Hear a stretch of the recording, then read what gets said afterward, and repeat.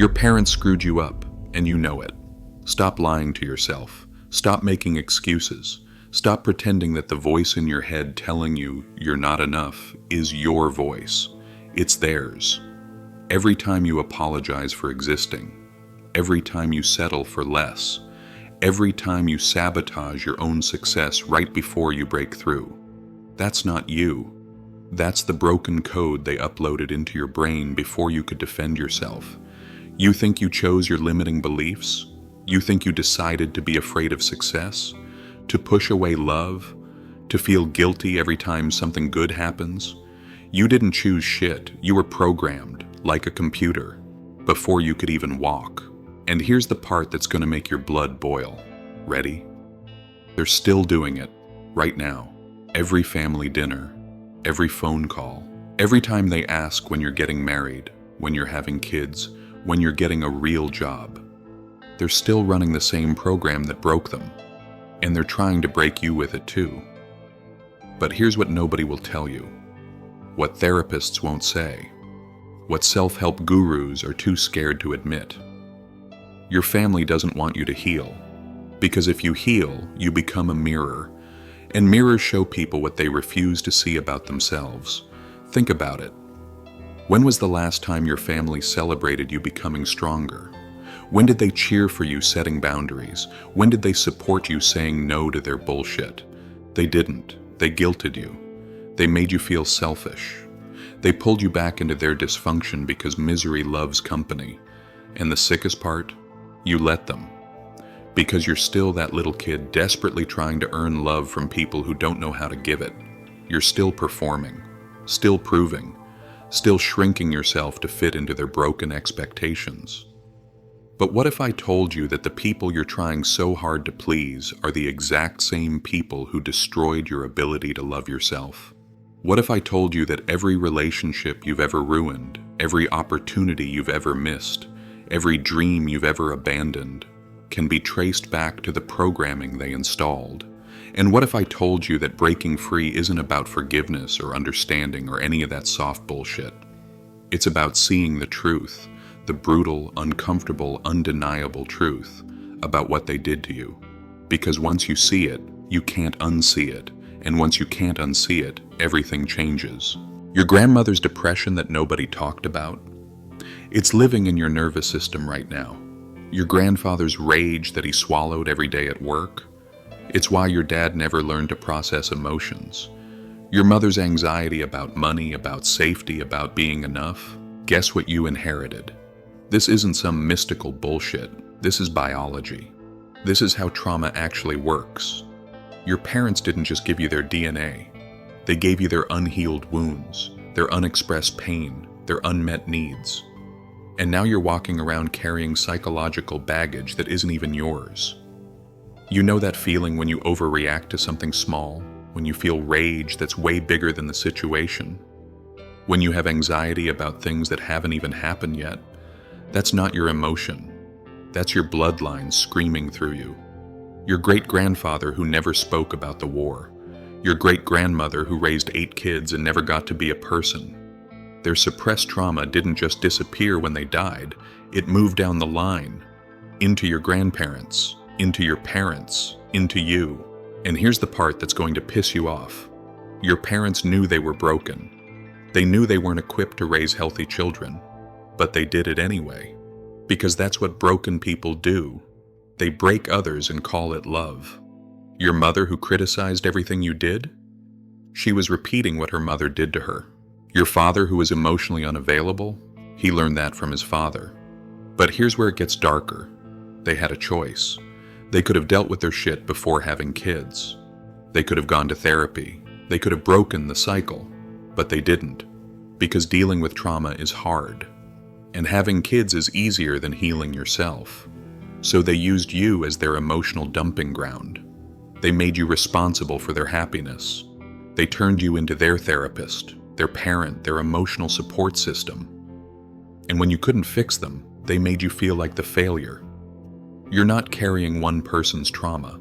You're carrying generations of people who chose to pass their pain down instead of dealing with it. But here's what's going to save you. You're the first one in your bloodline who's awake enough to see it. Your childhood dinner table was your first prison cell. Every time you spoke and got ignored. Every time you showed emotion and got shut down. Every time you tried to be yourself and got corrected. You learned the rules of survival. Shut up, shrink down, make everyone else comfortable. Don't take up space, don't have needs, don't be too much. And now look at you. 30 years old and you still apologize for breathing too loud. You still say sorry when someone bumps into you. You still dim your light so others don't feel threatened. Your body grew up, but your nervous system is still stuck at that dinner table, waiting to be loved for existing. You're running the same operating system installed by people who didn't know how to love themselves. And that system is corrupt as hell. It tells you that love is earned through performance, that your worth depends on other people's approval, that your needs don't matter as much as keeping the peace. So you became a master people pleaser, a professional self-abandoner. You learned to read rooms like your life depended on it because it did. You can sense someone's mood from across the building. You know exactly what to say to make everyone comfortable. You can disappear yourself so completely that people forget you're even there. These aren't superpowers, these are survival skills. And they're destroying your life. Because here's what nobody tells you about survival mode. It doesn't turn off just because you're safe now. You're still scanning for threats that don't exist, still trying to earn love from people who can't give it, still waiting for permission to be yourself from the same people who taught you that yourself wasn't acceptable. And the cruelest part? The people you're attracted to, the ones who make your heart race, the ones you can't get out of your head, they're exactly like your parents. The emotionally unavailable ones, the critical ones, the ones who make you work for scraps of attention, the ones who love you conditionally. You think it's chemistry, you think it's passion, you think it's love. It's not. It's your wounded inner child trying to finally win the game they could never win as a kid. You're not choosing partners, you're choosing familiar prisons. You're recreating the same dynamic that broke you, hoping this time you'll be enough to change them. But you can't heal your childhood by repeating it with different people. You can't earn love from someone incapable of giving it, and you can't fix your parents by fixing everyone who reminds you of them. You're still waiting for someone to see you, really see you. Not the version of you that makes everyone comfortable, not the you that performs and achieves and never causes problems, the real you, the one you buried so deep you forgot they existed. You're still waiting for someone to say, you matter, you're enough. You don't have to earn this. But here's the truth that's going to shatter everything. That moment isn't coming. Your parents aren't going to wake up one day and apologize for the damage they did. They're not going to suddenly become the people you needed them to be.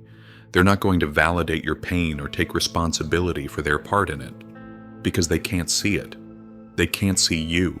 They're too busy defending themselves against the truth of what they are. Too busy maintaining the story that they did their best.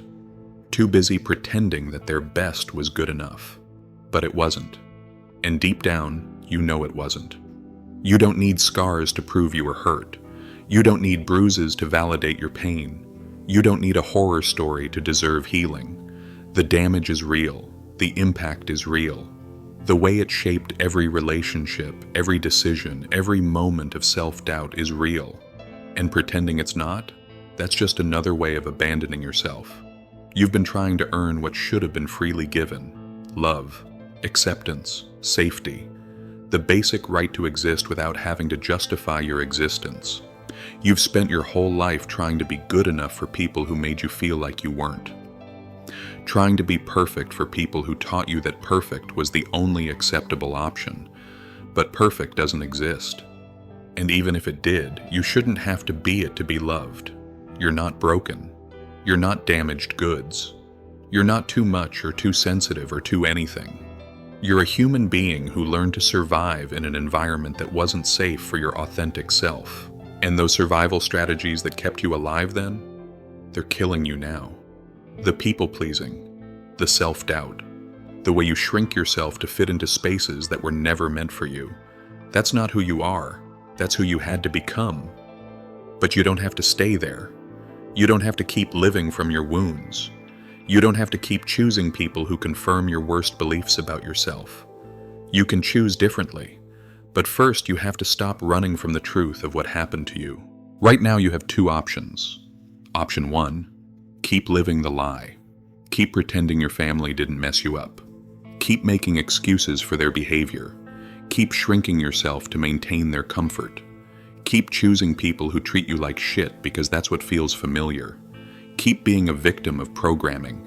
You didn't choose but refuse to change. Option 2, face the truth. Feel the pain. Stop protecting the people who hurt you and start protecting the person they hurt. Choose yourself for the first time in your life. But here's what nobody tells you about option 2. It's not pretty. It's not peaceful. It's not some spiritual awakening where you forgive everyone and find inner peace. It's war. War against every voice in your head that tells you you're not enough. War against every pattern that keeps you small. War against every person who benefits from your brokenness. And the first casualties of this war? The relationships that were built on your dysfunction. The friends who only call when they need something. The family members who guilt trip you for having boundaries. The romantic partners who love your trauma more than they love you. They're going to fight back. Hard. Because when you stop being convenient, you become dangerous. When you stop absorbing their pain, they have to face it themselves. When you stop playing your role in their dysfunction, the whole system breaks down. And they'll try everything to pull you back in. They'll call you selfish. They'll say you've changed. They'll weaponize guilt, shame, and obligation to get you back in line. This is the test. This is where most people break. This is where they choose familiar misery over unfamiliar freedom. But if you can push through this hell, if you can survive everyone you love trying to pull you back into the cave, something incredible happens. You remember who you actually are, not who they told you to be, not who you had to become to survive, who you actually are underneath all the programming. And that person, they're nothing like what your family taught you to believe about yourself. They're powerful, they're worthy, they're enough exactly as they are. But meeting them requires killing everyone you had to be to keep other people comfortable. Are you ready to make this change? Because that's what healing is. The death of who you had to be for the birth of who you actually are. There's a version of you that exists beyond their programming. A version that doesn't apologize for taking up space. That doesn't seek approval from people incapable of giving it. That doesn't shrink to make others comfortable. This version sets boundaries without guilt, chooses partners who enhance their life instead of draining it, builds success without sabotaging it, feels joy without waiting for permission. They walk into rooms and change the energy. They speak truth even when their voice shakes. They love themselves so fiercely that other people's opinions become irrelevant. This isn't fantasy. This is who you were before they broke you. This is who you become when you stop living from your wounds and start living from your power. But you'll never meet them while you're still protecting the people who hurt you. You'll never find them while you're still making excuses for your pain. The child in you that learned to survive by being small did their job. They kept you alive. But their job is over now. You're not that helpless kid anymore. You're not at their mercy. You don't need their approval to exist. Your family programmed you before you could protect yourself. But you can reprogram yourself now. The question isn't whether you can change. The question is whether you will. Right now, turn off your phone.